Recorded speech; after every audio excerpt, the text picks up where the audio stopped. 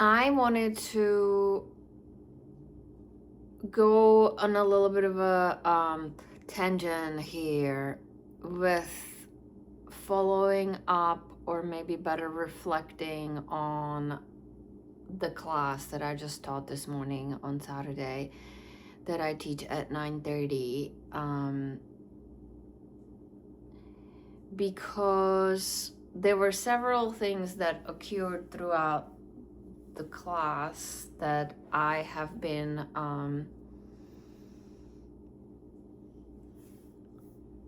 reflecting on, I suppose, is the best way to put it. And I have, so this is also interesting. So like I have a little bit of an idea of where I want to go with this, but I also do not have a concretely, I'm not holding a concrete point that I want to make in my mind. And I am actually feeling that this will serve as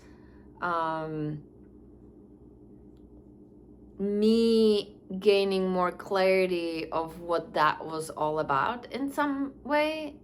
That probably doesn't make any sense right now, but that's fine.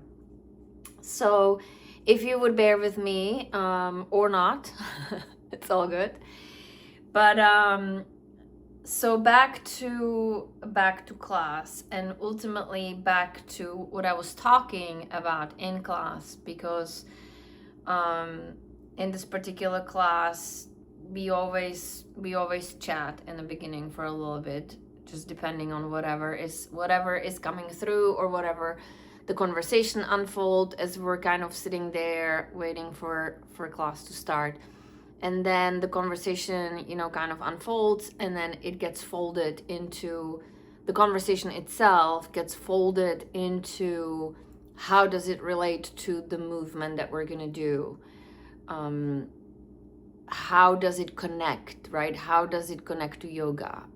Or how does that specific flow translate to whatever it is that we may be discussing before the movement occurs.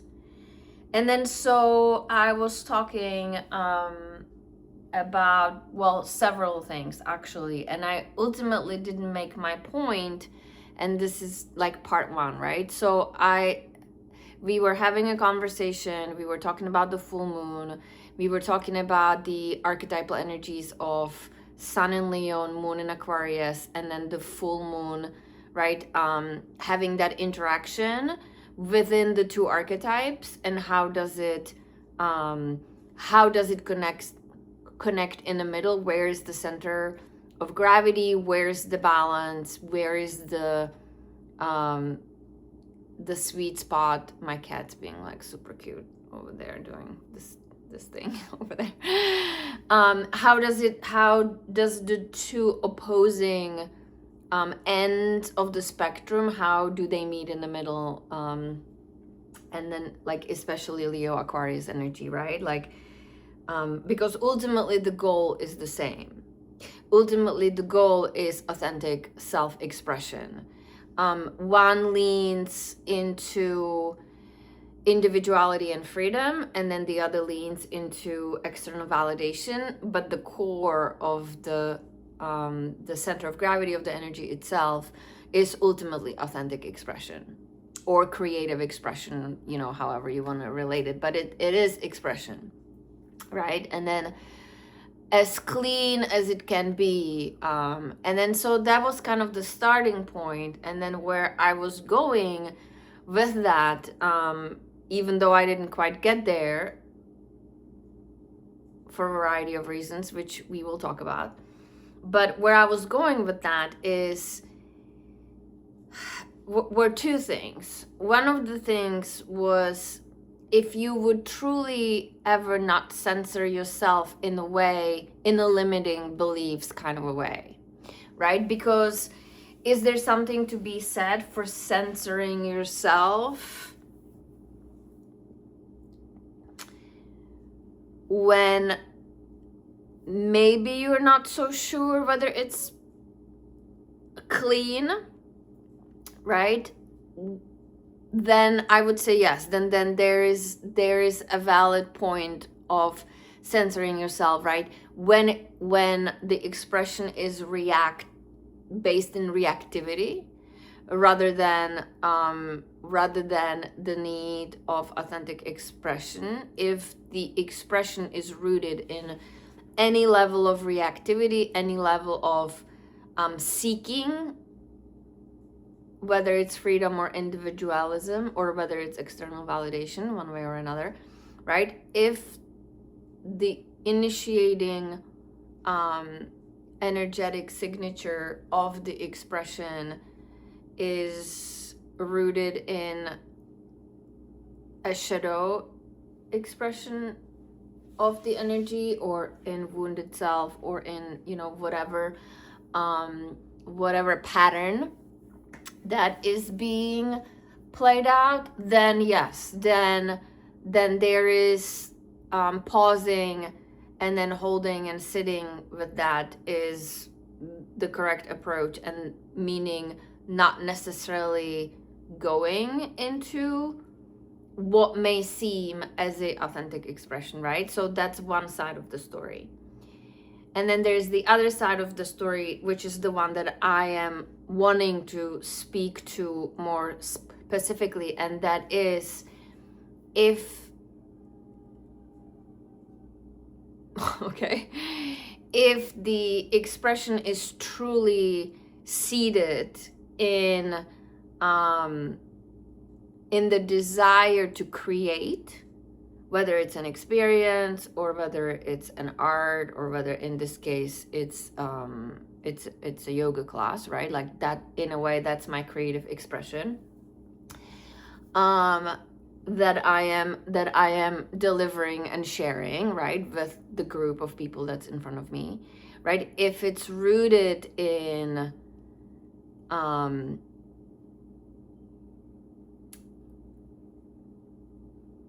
authenticity, in genuine desire to share whatever your heart is, you know, trying to express,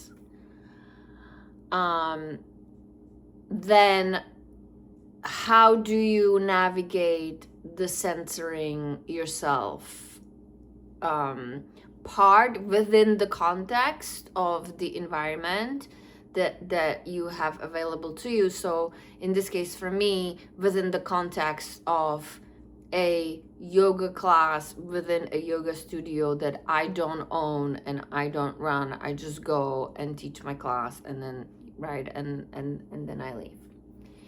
And then so for people who come to this specific class, this is Saturday 9:30 a.m. It's a very specific class. I call it soul flow. The people who've been coming to it know it as soul flow. On the schedule, it's vinyasa flow, which tracks. I mean, it is a vinyasa flow. Sometimes it's a little more powerful, sometimes it's a little less powerful, sometimes it's more of a power flow, sometimes it's, you know, a little more like alignment based. Like, it just depends. It depends on many things. It depends on what we're working. It depends on what's happening energetically within the collective. It depends on what is happening specifically in any given moment. It depends on the group a little bit too, because sometimes it gets switched on me depending on the people who show up in any given moment, right? But mostly the way that I approach the class, and I've been teaching this class in some way, shape, or form for the last 10 years. The way that this class evolved over the years is like, the way that I see it, anyway, from my point of view, it is like I am participating in it. There isn't some kind of an agenda, but at the same time, there is this flow that is a little bigger, or a lot bigger, I don't know how much bigger, than me, right? Like, I don't necessarily have a say exactly of how it's gonna be, right? And even the way the class kind of comes together in my mind is a very organic process, right? Like I don't like decide. It's just like, it's like inspirational. Like inspiration comes, and then based on that inspiration, I build a class around it. That's kind of the best way that I can describe it.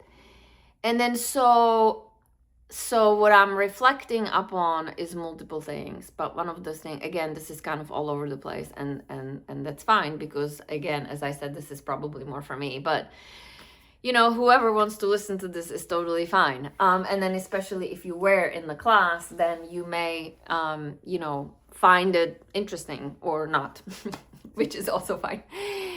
Okay, but ultimately, so I am talking and I'm trying to get to the point, and there's a conversation happening. The conversation started, but the conversation keeps to returning to authentic expression, right? Whichever way the conversation gets sidetracked, it continues to fall back into authentic expression and the freedom of said authentic expression without the constraints of without the constraint of perceived limitations. And you know, that's interesting on its own, because the class itself has a specific description, and it has a specific description that would then lead you to have a certain expectation, right? Which is totally fine, nothing wrong with that.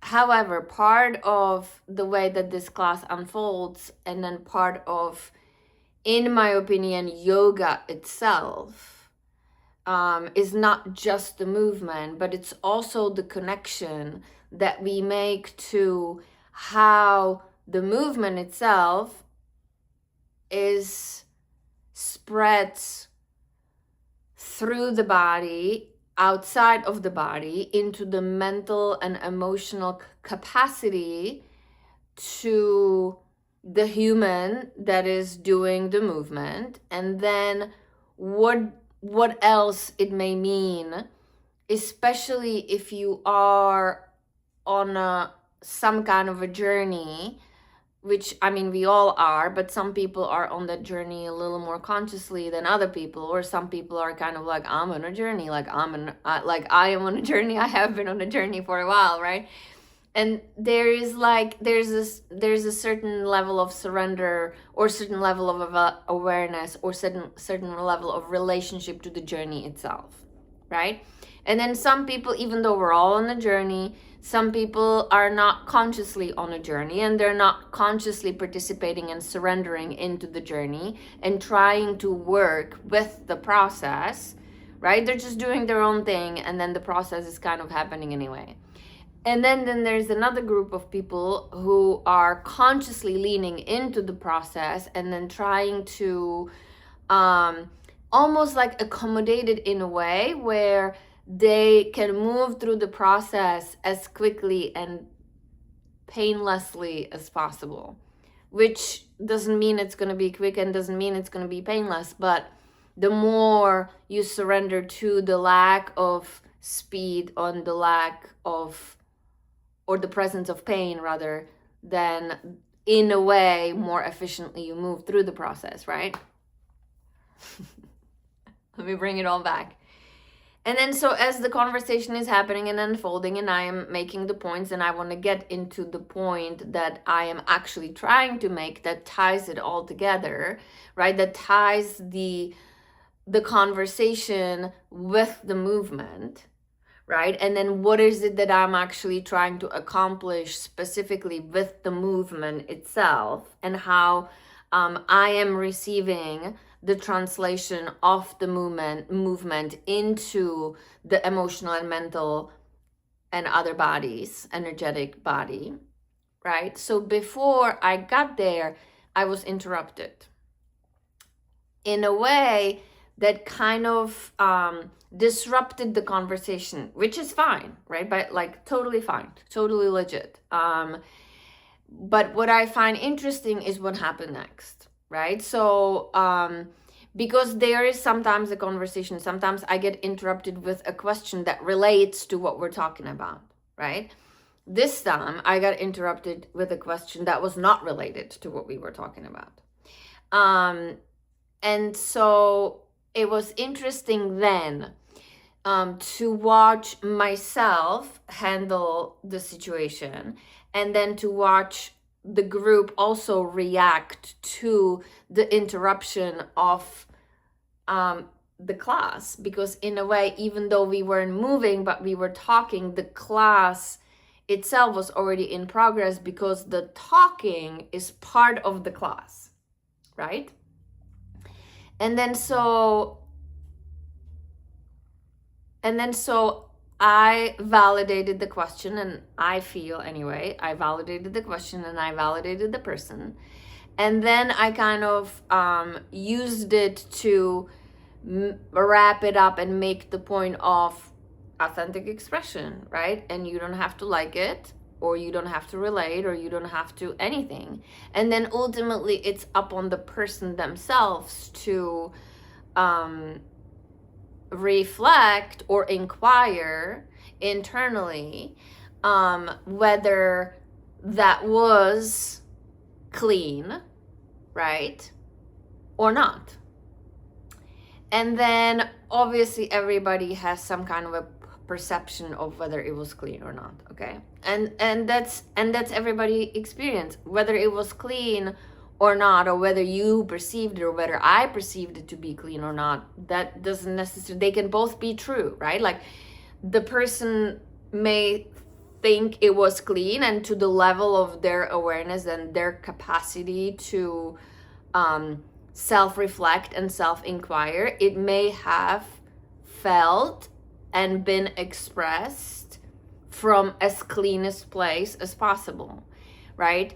From my perspective, it didn't actually feel clean. Now, I don't need to, and so this is kind of where my own reflection begins, right? Because generally speaking, I go into, well, if it wasn't clean, then I need to validate my perception of it to not be clean by the person admitting that it wasn't clean, right? And then so from the perspective of SelfAwareness Lab, what I have come to over, a long period of time is that I don't actually need that, right? And as a matter of fact, it's irrelevant, because I am standing in a very different viewpoint than the person standing, regardless of the actual truth, right? So, which is a really interesting conversation for me, like altogether. So here is though where it landed for me, and that's kind of the point that I'm trying to make. So, did it feel clean to me? Did it feel truly clean to me? As in, this is a completely neutral question that is interrupting a certain stream of flow, and the answer is no. I felt from where I was sitting and standing that it wasn't, I really struggle. It wasn't clean, and the word clean alone is kind of problematic, right? And I'm not trying to apply any judgment at all. As a matter of fact, I personally welcome the interruption, because it allowed me to watch, and it also allowed me to witness something within myself. And what that was, do I need to explain myself so I can justify and I can have an approval of that person of what I'm doing, right? Back to the Leo energy, like authentic self-expression, external validation, rejection, belonging. the Leo archetype, right, is really strong in that exchange, right? Like, do I need to explain? Do I need to check myself? Like, am I taking it too far? Am I taking too long? Should I should I fit this into a certain box that is aligns with the expectation of the majority of people who are coming in, or everyone? Do I feel confident enough to explain, justify, rationalize why I am doing what I'm doing? Or is it okay to lean into, this is just how this class is, and this is what's coming through, and yes, I'm still talking, and no, we're not moving, we will be moving, and it will all connect in a way that is meant to, and it will challenge you in the way that it needs to challenge you, and in a way, I happen to believe that's exactly how yoga transforms you internally, right? One way or another. Like, it is very complex and nuanced tool. It is not just about the movement. It is not just about the postures. I mean, yes, it is about the movement, and yes, it is about the postures, but it is also so much bigger than that, right? And then how does everyone to relate to it personally, and where do they get activated in some way? Where do they feel like they're not being met, or their expectations are not being met, or where it like stops being about one individual person and then becomes more about the experience itself, and then the group experience, right? And then so I was, as I got interrupted, and then as I was kind of able to notice the somatic reaction that my body had, where I was like, oh, do I need to adjust myself? 22, as I say that. Do I need to adjust myself? Do I need to mold myself into, do I need to adjust the way that I am authentically expressing? Do I need to adjust myself in a way where my creative expression becomes adjusted in some way, right? Shape or form, because this person is now questioning what I'm doing, right? In some way, or challenging it in some way. And then it was really interesting because the past me would really struggle with that, even though I feel very strongly, that may be not a good way to say, like, I don't feel strongly, I feel solid, right? I feel very solid. As a teacher, I feel very solid how I deliver things. I feel very solid about the interaction that occurs, right? But so in the past, it would definitely, and here's the second point that I'm going to make. In the past, it would definitely make me try to adjust myself in some way. Even if I believed that I was doing everything right, for lack of better words, right? Or within integrity towards myself, right? I would still try to adjust myself, and then I would like immediately go into doubting. And then so what happened in real time as I was watching it, and that's the second part that I find interesting, was that, so then, I wrapped it up, and then we started moving. And then as soon as we started moving, I would also in the past try to like prove to the person who is challenging me in some way that I know what I'm doing, right? But notice that distinction, because that is not rooted in authentic expression. Now it's rooted in validation, right? And then so I was, as soon as we wrapped up the talking and we started moving, And then I was feeling the ping of, oh, now I need to make the class extra hard so this person, you know, whatever. And then I'm like, no. It's just like, as we were starting to move and we were warming up, I actually was in real time grounding myself, trying to even slow my own voice down, and then reconnect firmly within my own center of gravity, so then I could still teach the class the way that I have intended to teach the class, from as clean of a version of myself that doesn't rely on rationalization, explanation, justification, nor external validation. Like, the person doesn't ever have to come back to my class, and it's I say that all the time, like, it is not for everybody. Like, that class is not for everybody. There is multiple components that are tied. It's not just about the movement, right? That's just not the class. There is a more complex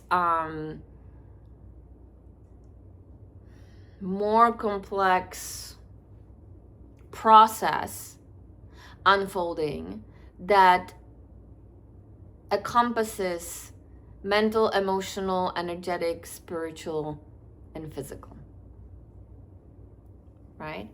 And then so I was witnessing myself being like, okay, you don't have to do that. Like, you don't have to prove, you don't have to justify, you do not have to logically explain. Can you stay in your own authentic creative expression of what it is that you know is coming through, even though I know where we were heading, obviously, right? And then just let it unfold and let everybody have the experience that they need to have within the context of how they are experiencing whatever they're experiencing. Like, everybody has their own reality, right? And so bottom line is, like, I was able, and this is for me personally, as a human being who has really struggled in the past with self-betrayal and self-abandoning, you know, to a degree, to a very, very extensive degree. It was really interesting for me to be able to choose in real time, right? I was choosing in real time to not succumb to the perceived challenge where I had to adjust my expression in a way to maintain a connection. And I am obviously really proud of that, because again, I was able in real time to be like, this is fine, it's a challenge, you can recognize it as such, and you don't have to do anything with it, right? Like, whatever this person is doing, they're doing from their point of view and their reality and their experience and their need for whatever need this was addressing within that human, and it's totally legit. And then can I just maintain my own coherence without being swayed right out of my own energetic center of gravity, and continue to express my creativity and authenticity in a way that I feel is ultimately aligned with what I'm trying to do, right? So that was super interesting. And it's interesting because something else happened last week also, and then I was kind of planning on talking about it, but then I didn't. And then now this thing happened, And then so I'm talking about it, and I don't really want to go back to last week anymore because I'm already at 30 minutes, and then so I kind of want to wrap it up. But yeah, as always, if there is a question, if there is some kind of a question that comes out of this little tangent, let me know. I'm always happy to do part 2, and this one is obviously very different than it is what it is, right? This one shows up how it showed up in relation to what happened in class this morning. So I love it, and I am here for all of it with as much openness and as much self-reflection and self-inquiry as I can muster in any given moment. So yeah, let me know where that lands. Let me know how that resonates, and let me know what comes out of that. Love you.